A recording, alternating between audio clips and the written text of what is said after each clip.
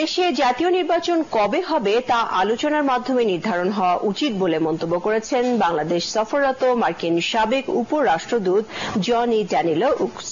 রাজধানীতে আয়োজিত এক সংলাপে তিনি বলেন, আগামী নির্বাচনে পতিত আওয়ামী লীগ অংশ নিতে পারবে কিনা সে ব্যাপারে এদেশের মানুষেরই সিদ্ধান্ত নেওয়া উচিত।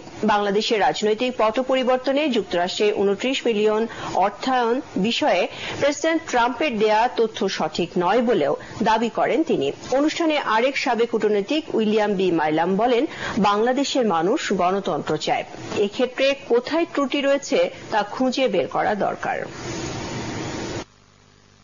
Because you must remember that I served here. Negotiations, which are an inevitable part of this process, the government of the day that will be replaced by elections loses all its leverage, and time is on the side then inevitably of the other side. First, come to an agreement on what should happen, and then from that derive the date of when it should happen. And on the issue of inclusivity and making accounts for people with disabilities and the rights of all to participate freely, absolutely, and I know the people involved are focused on that as well.